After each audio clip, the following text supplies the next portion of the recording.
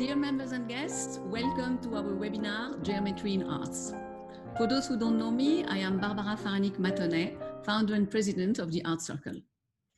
Geometry is at the heart of Middle Eastern art, but has also inspired so many others in the West. Tonight, we will learn more about this very specific element in the inspiration of our three amazing artists. We have the extreme privilege to have with us Lulwa Al-Hamoud, Timo Nasseri, and Anila Kayum Aga. Unfortunately, Sahan will not be able to join. We wish him a fast recovery. Roxane Zan will be our moderator tonight and also helped in any case of technical issue by Vincent Larnicol. Lulwa is a Saudi artist. She elaborates geometric patterns that have become a hallmark of her work. Timo is a German-Iranian photographer turned sculptor, creating small and large drawings, demonstrating his fascination with geometry and Islamic ornamentation. Anila is a Pakistani-American cross-disciplinary artist, creating drawing, painting, and large-scale installation.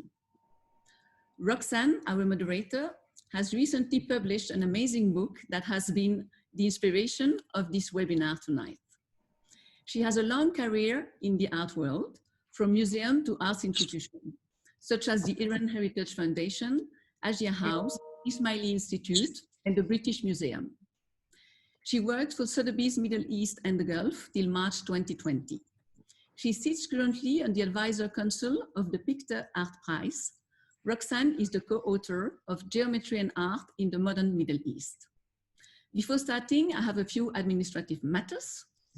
First of all, we have put you all on mute, so please remain muted during the whole presentation. And may I ask you to address your question on the chat. Roxane will ask them for you. Please join me to welcome our artist and Roxane to learn more about the points, the lines, and the angles in the world of art. Roxane, the floor is yours. So I will be very quick. I'm so sorry. I just wanted to say hello to everyone. And the greatest of apologies if there are technical issues. We are having bad weather in London and we've had some server and internet issues. So please forgive us if this happens. When it happens, there will be someone, either Nada or Barbara, who will take over for me. And I'm sure it will all progress smoothly. So I just wanted to say a very warm hello, a huge thanks to the Art Circle for inviting us, to Barbara, to Nada, the organizers. And to say that I was really privileged to see the huge interest in the book Geometry and Art when it came out.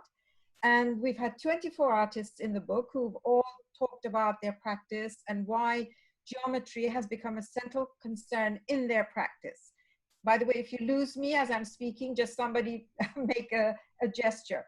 I know you've all had a lot of online content, but tonight we're going to try to be engaging and interesting. You're going to see some amazing images and see how these artists bring geometric abstraction into their works. Now, all the artists arrive at geometry in different ways from many different vantage points: science, philosophy, religion, calligraphy, mysticism. And that's what's so interesting about how geometry is approached. There are many vantage points from which to look at it. Geometric abstraction is present among many cultures throughout history. And I should really clarify that although we do see strongly the Islamic inheritance and heritage, it's also a universal language. And in this respect, while in Islamic art, geometric pattern-based art has been present way before anything seen in Europe, it has also influenced throughout time Western schools, and it's been an inspiration for many different art movements in the West. In fact, Hans Belting in 2011 said that the commonality of geometry-based Islamic art and the presence of Islam at the very center of this modernism shows that the dialogue between Islam and the West was not always there, but continues to interact in fascinating and dynamic ways. So if you think about it, geometry as a study of spatial order, going back all the way to ancient Egypt, India, Greece, it sort of underpins the development of modern aesthetics and the later use of perspective. I think the main difference would be that throughout time in Western art, geometry was often used as a tool. So for perspective, for symmetry, things like that. Whereas in Islamic art and tradition, it's often been used as an end in itself. This is a very important difference between the way these two things have worked. And you know, if you think about in the Western art canon, Cubism was all about deconstructing visual expectations. But then you have Bauhaus, suprematism, op art, constructivism, and very many different sort of modes of art practice which use geometry to either subvert or to bring new expressions. And many times we see in the work of contemporary artists working in the Middle East influences from François Morellet or Victor Vasarely and so on. And I'm sure the artists tonight will say a little bit more about whether they had inspiration from other Western artists. I won't keep you very long, and I'm absolutely terrified that my connection might go again. But while I have you still on the screen, I just wanted to thank so much the artists who are joining us this evening. And my first artist to refer to would be Lulwa Al-Hamoud, who is in the book, as we've said, and she's going to talk to us about how she brings calligraphy to use as a huge expression of her geometric practice. Lulwa, over to you. Please unmute. Lulwa, please unmute.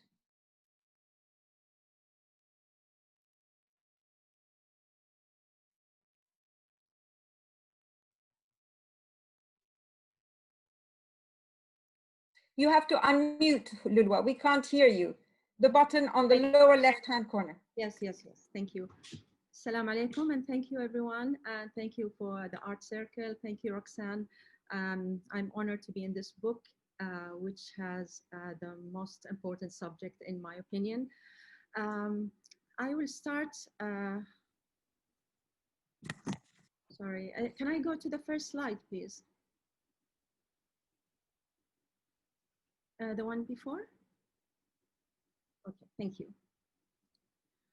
So I just want to give a little bit of my background on how I got to love geometry. Calligraphy has been, I'm not a calligrapher, but calligraphy has been always drew my attention. It's been my passion and inspiration for my art. I used to be a painter, but after that I got really interested in calligraphy. I learned calligraphy, but not to be a calligrapher. I just wanted to know the rules and the geometric rules behind calligraphy. And I came across in my research Ibn Muqla and Nadariyat al-Khatt al-Mansub, which puts all the letters in relation to the dot, the alif, and the circle. Here, the alif, each Arabic letter is determined geometrically by the dots and the lines.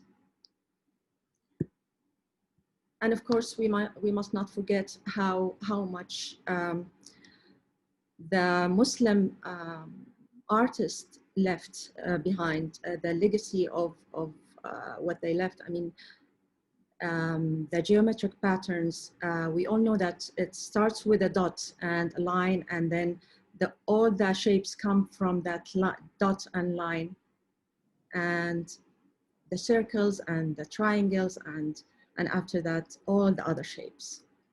So that is the traditional way of the geometrical patterns.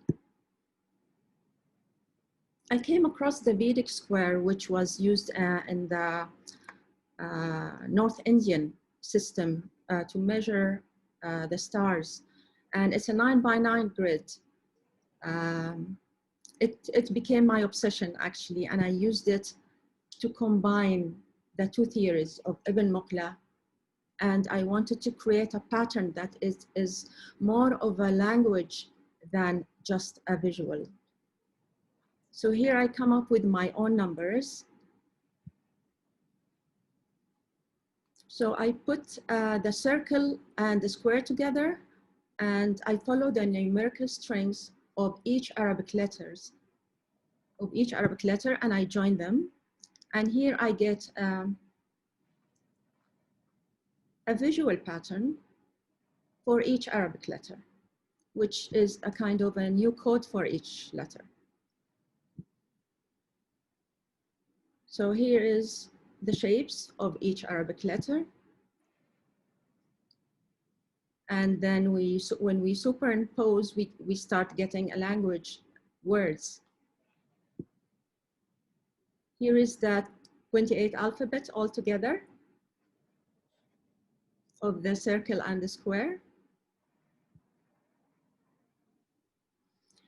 And now all that is definite, is the square and the circle. It has a periphery. But I was always thinking of this relation between the finite and the infinite, us and the creator. So I thought, why not take a very mathematical principle, which is the 99 names of God, the 99 names for the one. And I started doing the 99 names of God from this new patterns. So here is Al-Salam,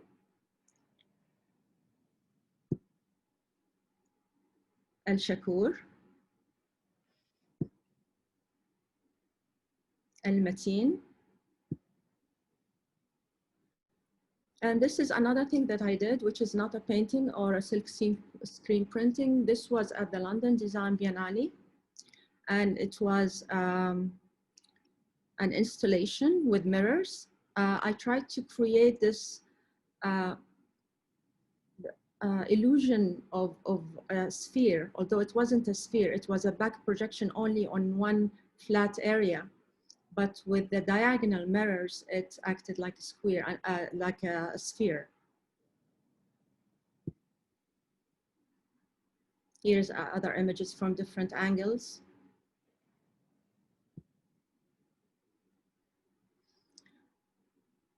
I always go back to the previous work, which I call the language of existence, because I think existence has a lot of geometry, has a lot of numbers if we think deeper in the creation in general. But I also like to abstract what is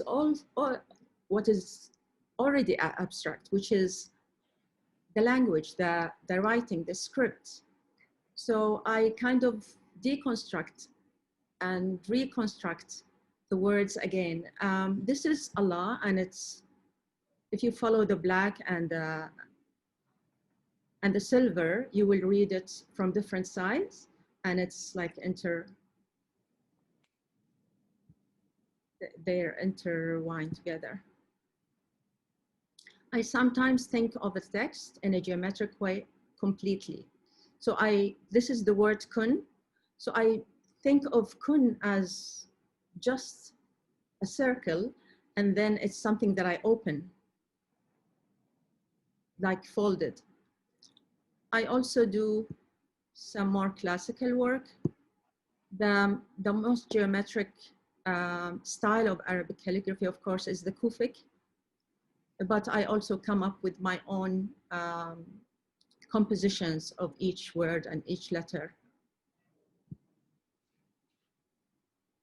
These are Rumi poetry that I did. It was a series. And here is another way of trying to create beams of light from the ayah, which is Nur ala Nur, or light upon light. My work is not easy to read, but when you look deeper, you will be able to read, or maybe when you step backward, you will be able to read.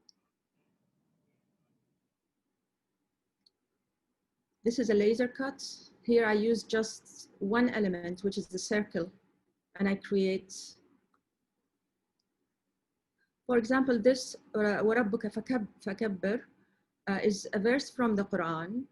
Again, I find it has like a mathematical principle, and it can be read from backwards exactly the same way when you read it, from right to left or from left to right.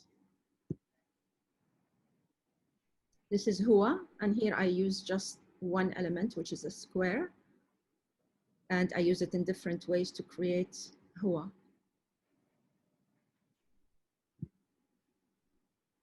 This is An-Nur, again with just a circle, which is the light.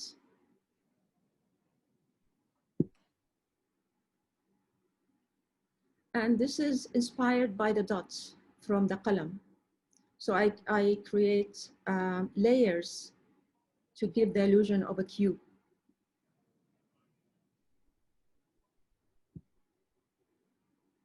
Here again, I use the word huwa with just one element, which is the square.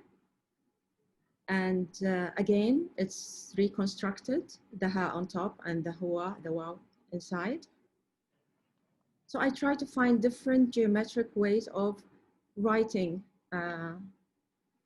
some words, and I find some words are very interesting. This is Noon. Again, I'm not only inspired by Islamic art, sorry, can you go back to the previous one? So I'm not only inspired by Islamic art. There are people who were inspired, as Roxanne said, by geometry in Islamic art. And MC Escher is one of them, and I really, really love his work.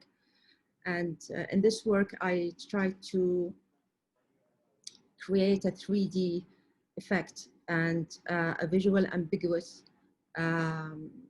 shape just from the letter Nun. And thank you very much. Well, thank you so much, Lulu. I was really fascinated to hear what you had to say, and I was taking notes because it occurred to me that one of the things that is mentioned about geometric abstraction is whether there is some inability to incorporate concept. There's always this perception that geometric abstraction is more to do with illustration, aesthetics, surface. And Rashid Arain has talked about this extensively. In other words, how do we inject content into geometry? And in fact, I find that you have, in a sense, addressed that, perhaps without meaning to, by bringing the kind of coding. You've actually brought a whole language into your aesthetics. So what we have in your case is not just the visuals, but also a highly sophisticated mathematical language, which is deconstructed and reconstructed, as you say. So thank you for explaining that. And it's highly illuminating to hear what you have to say. Now I'm going to go to our second artist. And please, could I invite the audience to send us questions if they wish. We can easily just address your questions at the right time. So we now go over to Timo, and we would love to hear more about his work and his exciting journey.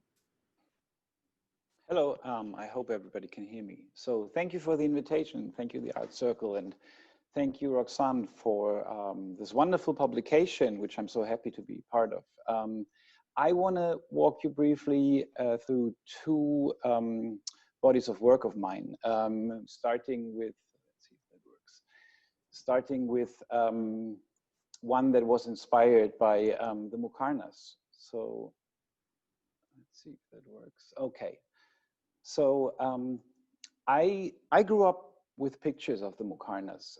My father's household here in Berlin was very Iranian.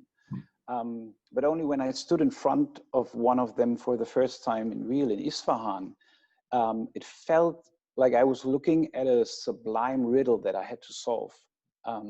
And I wanted to understand the principles and the structure and the core of it and how everything is connected and built. And in that sense, I'm very German. So trying to understand for me often means to analyze things and to break them down into their smallest units. So I decided what I have to do is to build my own Muqarnas to understand it, because that was the only way, right? So I researched to understand how this is all put together, and I found out about the geometry behind it and how everything is connected on a mathematical level. And I realized that a Muqarnas can be projected to a plane, and then the base of the structure is a combination of basically only 4 different kind of triangles, of triangle shapes that can be combined in an infinite number of ways, right? So what I did after I realized that I was able at least to first do my own drawings and create my own patterns that then later become my sculptures. So I did the first drawings, and from there I took it back into the third dimension and tried to create a sculpture from it. And because I don't want to use tiles, I decided that I want to use mirrors, which comes with a certain tradition already. Let's see, okay, yeah. And I used these stainless steel mirrors in that case, because I liked the idea. Is that me who's flipping through? No. Because I like the idea that a mirror mirroring another mirror kind of creates an infinity. And I decided to place the sculpture opposite to the viewer, into the wall, so that when you stand in front of one of those sculptures, you would see a fragmentation of the space that is surrounding you, but you would never see yourself, because every single mirror within the sculpture is arranged in a certain angle that is not parallel to the viewer, but tilted. And while I was developing these and sculptures like these, I had to work on different designs to create new patterns. And at one point, this designing these patterns became a new body of work of mine. So all these designs could be used to build a Muqarnas, but I don't know why this is flipping through without me. Sorry for that. Okay. It is not me who does that. Okay, I'm very sorry.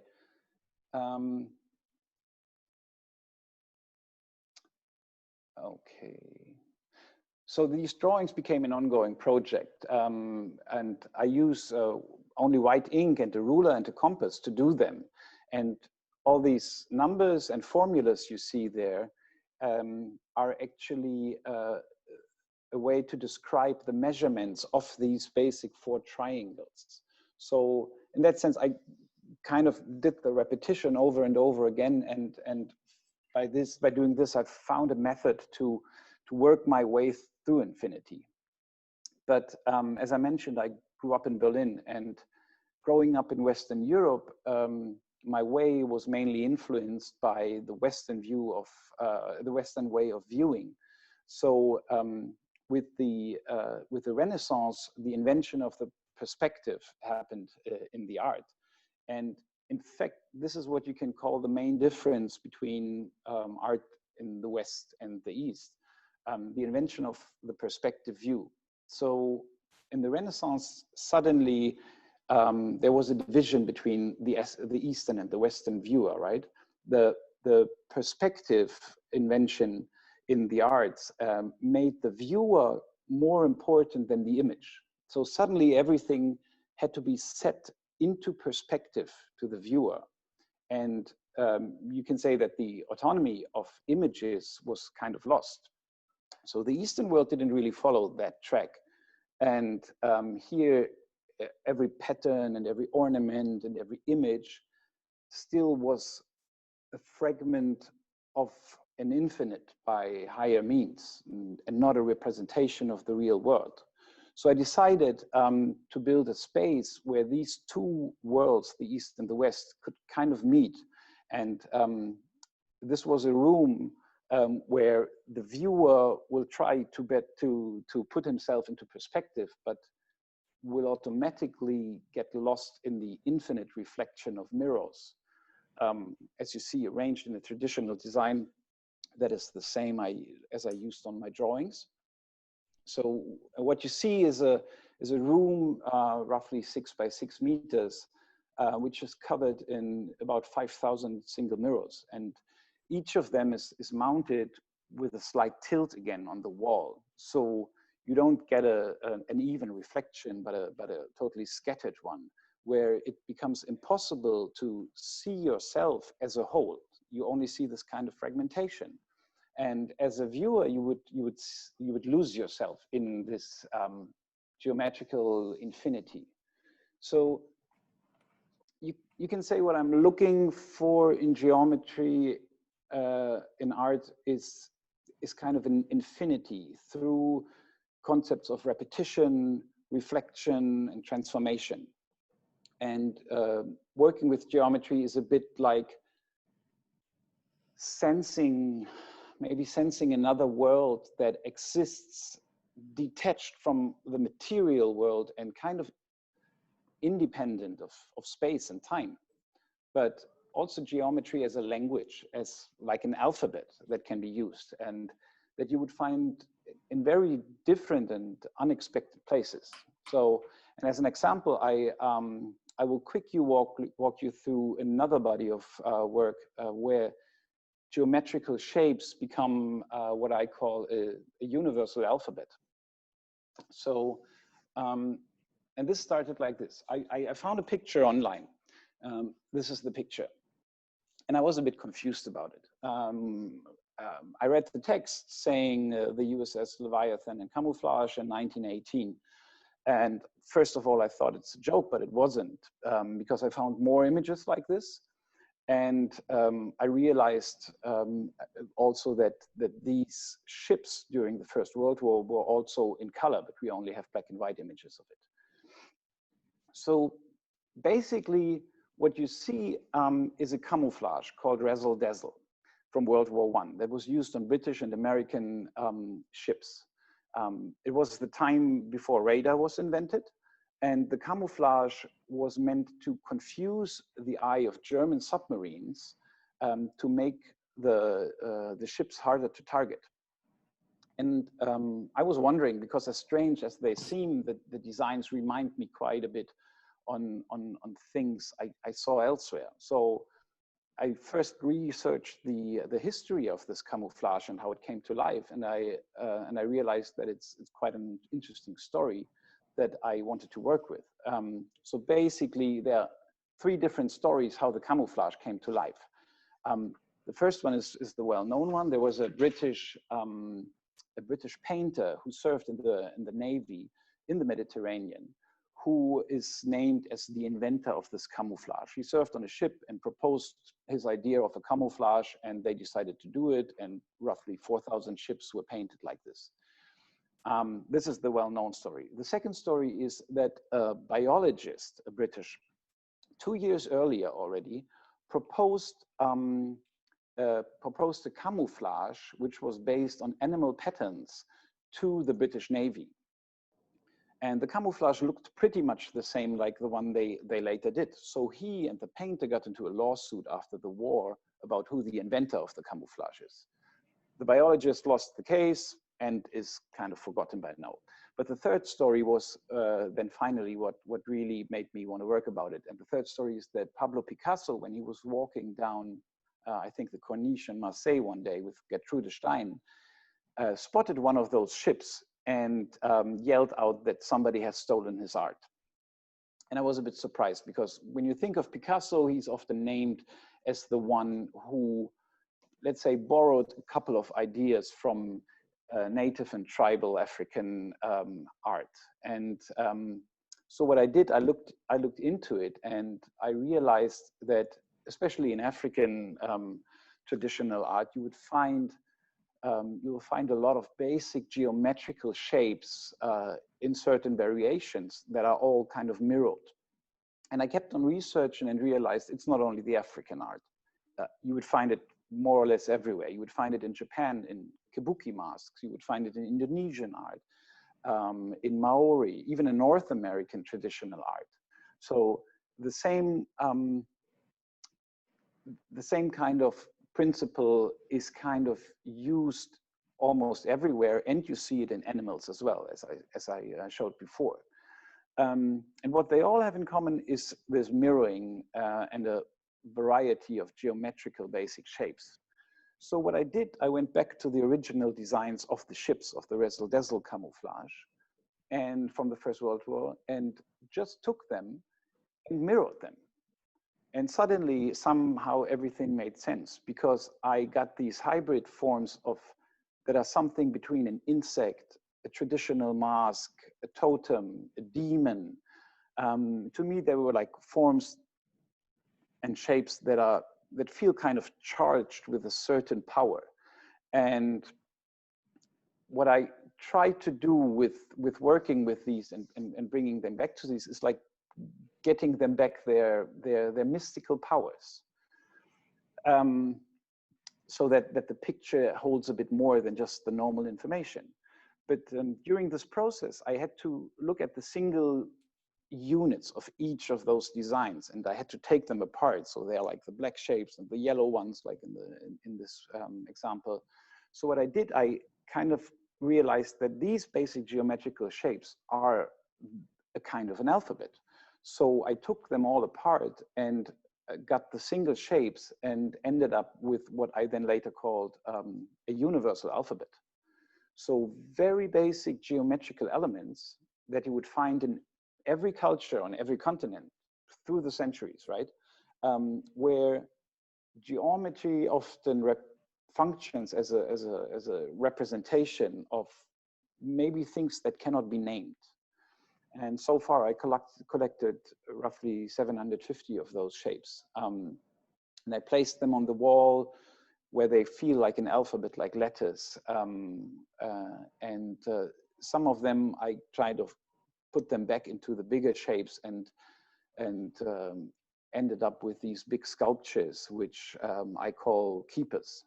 And since then, I kind of continued working with the original designs and with things that I generate from this, and what I call these kind of charge designs. And I did wall drawings based on original designs that I kind of then transformed to a certain degree. And the latest development has been that I try to create my own demons charged objects with new designs. So it became a series that I call Neo Demons, which, as you see, kind of functions in the same way, but the patterns are not coming from somewhere else, but I kind of invented them.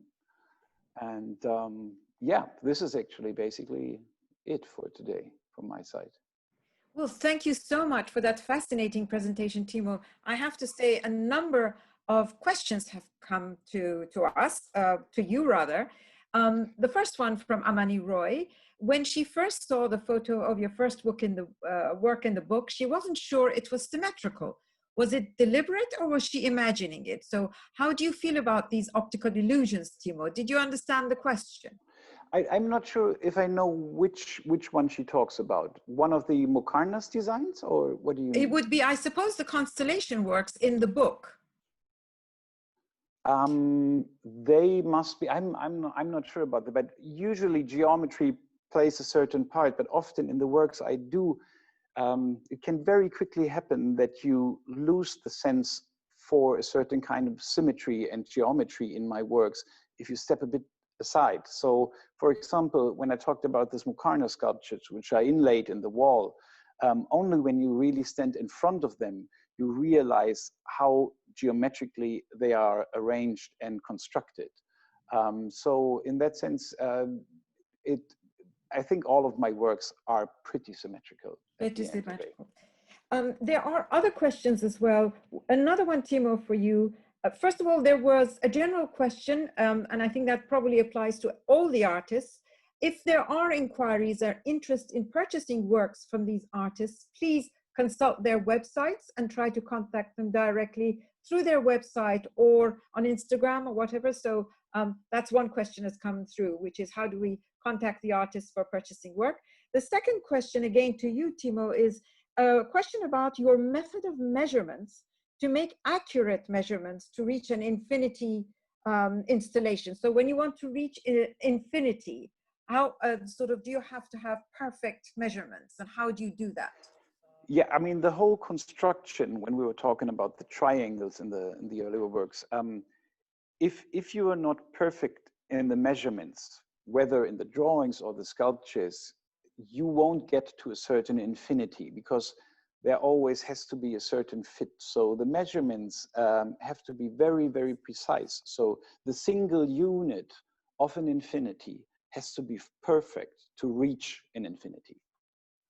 Well, thank you so much. And again, I'm really struck by, for example, your later body of work, which is this development of almost like hieroglyphics, this language, which transcends language and aesthetics and is another form of code, if you like. And all of these aspects, to me, really and truly point to how concept is developed within geometric abstraction. And that's the really important point, which hopefully we might have time to discuss later. But before we do, I would like to go to Anila, because we would love to hear about your work, your story, and what you do in your works. And then hopefully we have about 10, 20 minutes at the end of our session to have more general questions and discussion between the artists. Anila, over to you.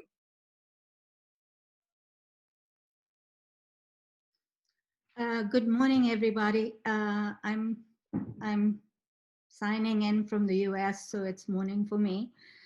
I'd like to start with by thanking Roxanne first for including me in the book. I was thrilled to be part of all these wonderful artists, and I'm also honored to be here through the Art Circle. Thank you so much for arranging this. So to start with, since the beginning, I've been very fascinated by pattern and architecture. And most of my work emanates from being a Pakistani woman living in the West. I try to weave my work together with my experiences, both from Pakistan, but also as an immigrant in the United States. And I really liked what Timo also said about like looking at it from the West and then trying to match it with the East. I'm paraphrasing, I don't know if he said that exactly, but that's what I understood. And that's exactly how I look at the work. I kind of see the contradictions that are familiar to audiences both in the East and the West. So with my work, I use materials, processes, and for example, the steel sculptures that create these installations are made out of steel, but they look very fragile, and they look, sort of like almost like they're levitating. And I find that really contradictory in itself, because they are high up in the air, yet they are really heavy. And I like to, in my work, I like to show the fragility, but also the contradictions that are familiar to everybody in the world, in our environment. So often I try to do installations that will show you the light and the dark, the heavy and the fragile, the delicacy versus the material that's really strong and heavy. And through that, I am trying to touch upon ideas of concept, process, and materiality, which creates contradictions in an environment. Over the years, I've been really fascinated by geometry, but also how geometry can turn into organics through through Islamic art. And the other thing that often in the beginning, when I started my career, I was really fascinated by how cultures take from each other quite often, and have done in the past, through trade routes, but also through other means. And I find that really interesting, that often you can decide whether one thing started from one place or the other. And I think that that in itself is a contradiction, because we often say Islamic art is particular to this, but then Art Nouveau also is very familiarized with Islamic art. And so in my work, I try to kind of depict those contradictions. So to be clear, I think I explore the perceived cultural and social polarities that exist between different populations, different cultures, different countries. you know, often dealing with both secular and religious, or you know, cultural and social practices, public and private. And this type of methodology allows me to delve into really controversial subject matter. Yet the work looks really beautiful. And so it has many, many layers that allows you, if you're the audience member, to look at it from the surface, but if you're interested, you can explore more and more of what results. Some of the things that I like to explore are cultural identity, because when I moved to the US as a Pakistani woman, I felt very alienated. And I think that allowed me to start thinking of it from a different perspective. So in my work, I like to touch upon global politics, private and, you know, public spaces. And if you know this, if you studied this,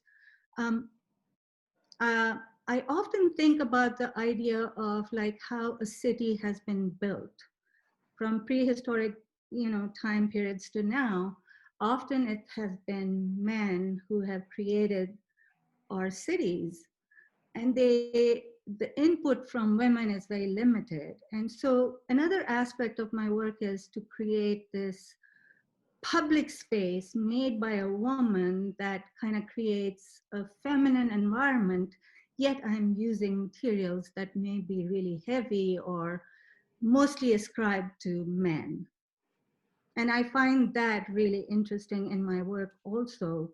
And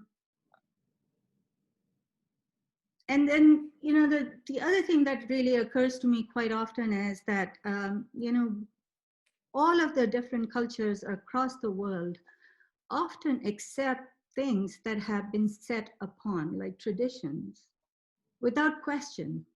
So we won't question if women in the Middle East or South Asia are supposed to stay within their environments and not be in public spaces. And then in the West, we have a different interpretation of what feminine and the position of women means. Like for the first time in the United States, we have a female vice president. And that is a really interesting point of departure, because women have often been excluded from public life. And so my desire is to create work that kind of shows that women can be in all environments, and yet create spaces that can be open and welcoming. And I find that contradiction is very relevant to our global politics. If you have been able to see one of my works, you will realize that the presence of the audience within the experience is really important, because as the person moves around, the shadows change. They almost become itinerant in the sense that the movement is created by the person who's moving around it. And so it changes, it reforms, and there are facets to it that can be obscured. And to me, shadows are really, really wonderful because they create meaning and also act as a metaphor for the in-between areas that we often forget or may overlook.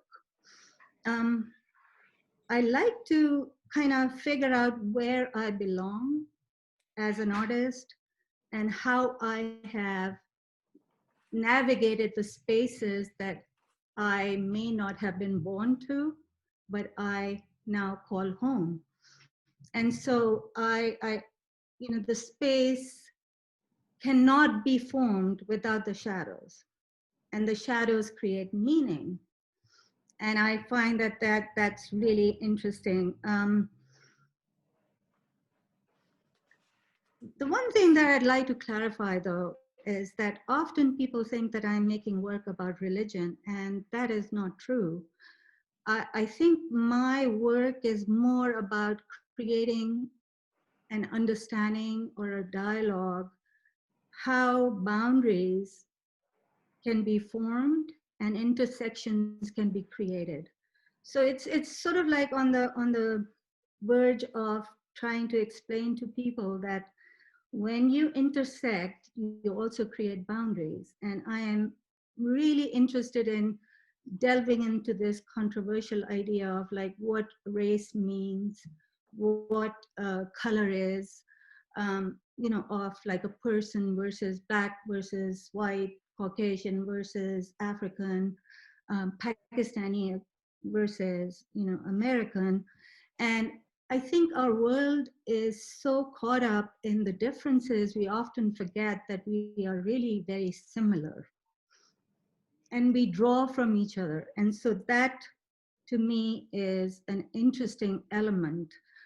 And the pattern that I use often starts from a Pakistani element that is, of course, Islamic, but then over time becomes very different because I transform it as I move into the design process. And so ultimately, it's no longer an authentic Islamic pattern. It has evolved into something that is a hybrid of Pakistani, Islamic, and American ideologies all mixed together. And I find that really fascinating that still people often confuse it to be completely Islamic. And I think that that in itself is an interesting idea because we attribute certain elements to certain factions of the world. So I also think that my work, because of the shadows, allows me to infuse contemplation in an environment and makes people almost like, you know, while they're walking around, they're very, very alone, yet they're part of an intimate space that creates togetherness and community. And so you can either be alone in the space or be part of a community within that same space. And it allows for both things to happen simultaneously. And that in itself is also really fascinating. So in the end, I'll say that, you know, static and dynamic, both things are visible in the work. Like if you see it in a picture, it looks very still. But if you move around it, it becomes very dynamic. And there's, you know, there's hidden meaning in that to me. And so I want people to realize that we all are connected. We belong to the world on a larger scale. We have to create dialogue, understanding. And I think that's a, I wouldn't say that it's a woman's perspective, more or less, but I think it's my perspective that if, you know, I as a Pakistani, when I came here, my deepest desire was to explain to people where I come from, but how I belong to the overall world as well. And I think that I'd like my work to create dialogue and create community. Thank you so much. Thank you very much for that fascinating presentation. Anila, I'm familiar with the work of all three artists, but I learned so much from these presentations. And for you, Anila, I love this dialectic between the fragile and the strength of the steel, the male and the female, negative space, which isn't really negative space, it's full of shadows. And this leads me to a question from the audience, two questions, in fact. One is to elaborate more on the relation between the sort of the importance of presence for these works, for your works. And I do agree with you because I have actually seen your works in the flesh, and exactly as you say, it's so important to walk around it and experience it in different ways. And the second question from Maria Jose, in fact, is, do these abstract, visual, spiritual works have an intention of being cathartic in the viewer? Which of course brings us to the important matter that actually the Ikhwan al-Safa, all the way back in the medieval times, were in fact all about the kind of salutary effect, the peaceful effect of geometry and symmetry on the human psyche. And this is something, of course, which has been studied and clinically proven, although I'm sure none of the artists here have created their art with that particular purpose in mind. So please do talk about all, I would address these questions to all three artists. Please talk about the importance of the presence of the viewer and how the experience is felt, and how, whether, you know, there are intentions in your work to have a cathartic experience. Could I ask perhaps Anila first? Yes, please, Anila first. You know, in the beginning, I had not realized that there was going to be catharsis through my work. My intent was really to create an atmosphere that was so beautiful it brought tears to your eyes. It created this sense of beauty that often in the West we discuss that beauty is like not necessary in the artwork.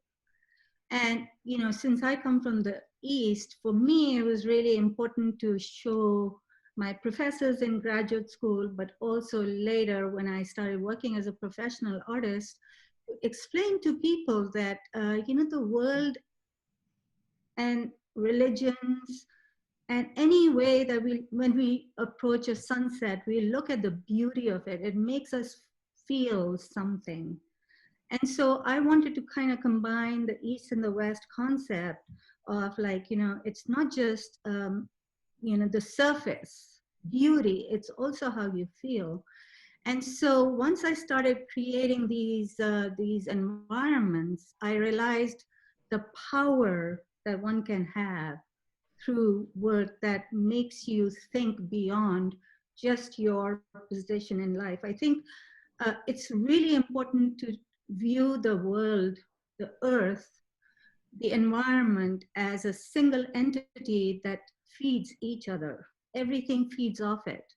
And I think that that in itself is a powerful concept for me to realize that we cannot live alone. We cannot exist alone. We are connected. And so once I started making these projects, I started realizing how the spirituality is kind of being created. And it's not necessary to have only Islamic patterns in the work. It can be anything as long as it makes us feel something. And if you can start from something that originates from where I come from, and then change it over time to something that envelops everybody, I think that that creates a situation that allows people to embrace each other and their cultures, I think. So maybe that's cathartic. I hope it is.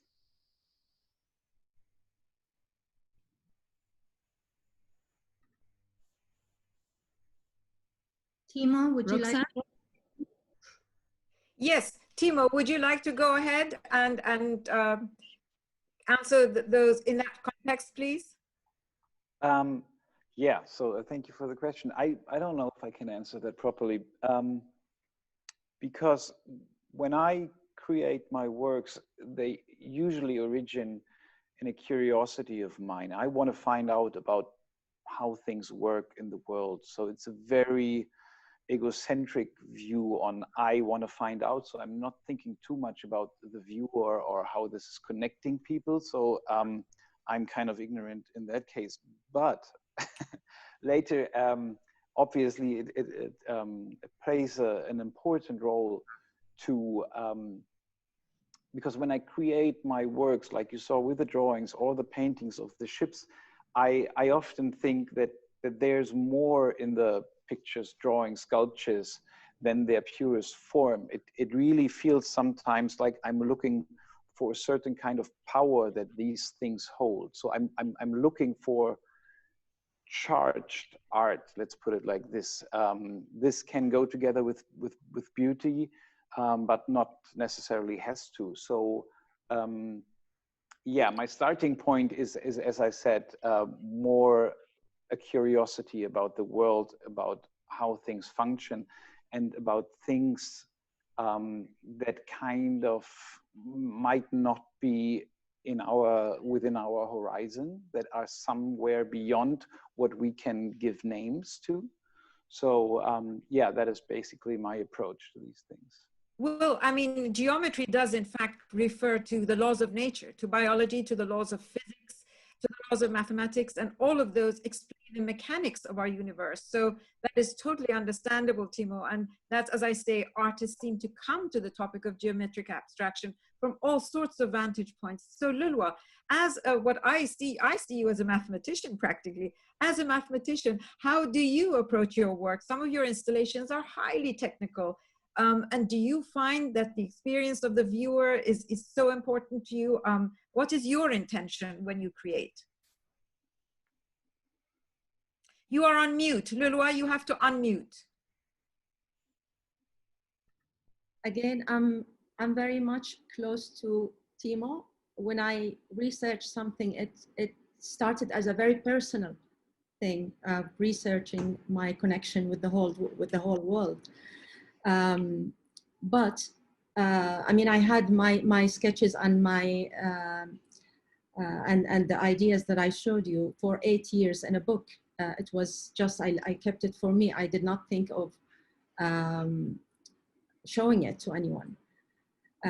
But I learned that how people react to my work actually became part of the experience, and it added a great deal to my work.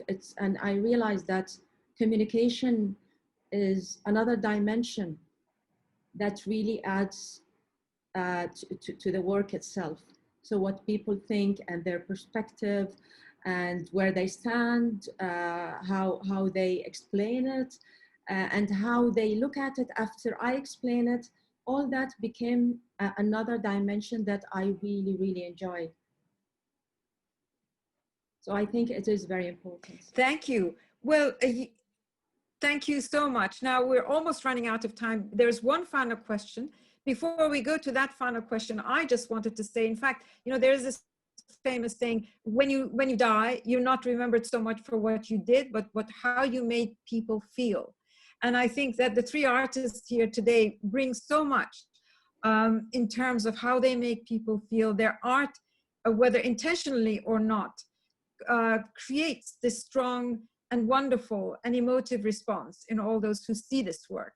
The last question is actually a very technical one. Somebody has asked Anila, in fact, about the lighting technique, because the lighting is so vital to your work. Could you just say a few more words about your lighting? Well, Anila, to you. Yes. Thank you for the question. You know, when I exercise, I go for walks around my neighborhood, and I would always observe my shadow as I was walking around. And I noticed how the shadow would change from different times of the day.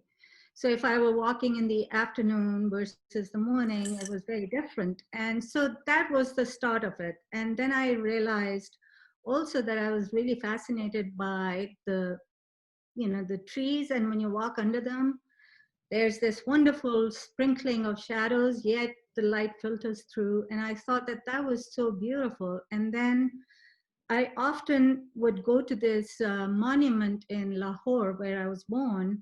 It's called Jehangir's tomb. It was one of the royal kings of India back in the day.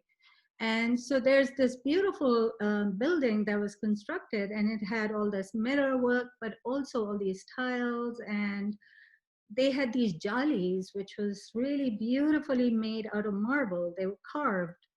And so I would spend a lot of time just like walking through that space. It was also really quiet. And so that kind of feeling was what I wanted to create in the work. And the smaller the light bulb is, the better, the crisper the shadows are. And so, you know, the technology is starting to catch up, thankfully, and I'm able to find light sources that are smaller and smaller. But in the beginning, I had to kind of improvise a little bit. In the beginning, there were halogen bulbs, and now I'm starting to use the the newer technology with the smaller bulbs, and it's helping to create more crispness. But then I've started experimenting a little with like dual and 3 lights at the same time in an artwork, because I find that, you know, like if you can kind of create like almost like an overabundance of shadows, it creates duality, but it also creates multiple meanings. And so I'm very interested in not just having a crisp shadow anymore, although those are really popular, those pieces, but like to have multiple shadows one on top of the other. And so in recent times, I've started using in a single sculpture 2 light sources, and I'm gonna continue to experiment with this. But then additionally, I have also started working with colored spaces, like I paint the walls around the sculpture, not just the sculpture itself. And that causes some other things that are happening, which makes it very interesting. And often the color is driven by old architectural buildings in Pakistan, in the Middle East, etc. Thank you so much, Anila. I'm terribly sorry to have to interrupt you because we are running out of time. Thank you for this fascinating discussion. And honestly, it's a subject that we could talk on forever. I personally find geometry a hugely rich subject. And I think, as I mentioned in the book, it's our kind of approach to it in the book was a very introductory one. We were delighted and honored by the reaction to the book. And if anybody wants to buy any, I think there's just a few more left. We were really lucky with the interest in it. But thank you all for being here today. Thank you to the organizers again. And I hand over to Barbara, who's going to say her final remarks. Thank you, Roxanne. Thank you. Thank you so much for sharing your knowledge and your passion with us tonight. Your art creates so much emotion in all of us. Today we have learned that although art is sometimes present as being the opposite of science, they can actually go hand in hand, as we have seen in the amazing pieces of art that were presented to us tonight. Thank you so much, Lulwa, Anila, and Timo for this fantastic insight into the place geometry holds in your art and as a source of inspiration. And thank you, Roxanne, for the moderation. On behalf of the Art Circle Board, I would like to thank again all of you for joining us tonight. Do not hesitate to follow our webpage and Instagram, theartcircle.ae, where you will find the replays of our webinars and general information about the Art Circle. Stay safe, stay tuned, and see you soon. Thank you so much. Thank you so much. Thank you. Thank you so much to all of you. Thank you, it was wonderful.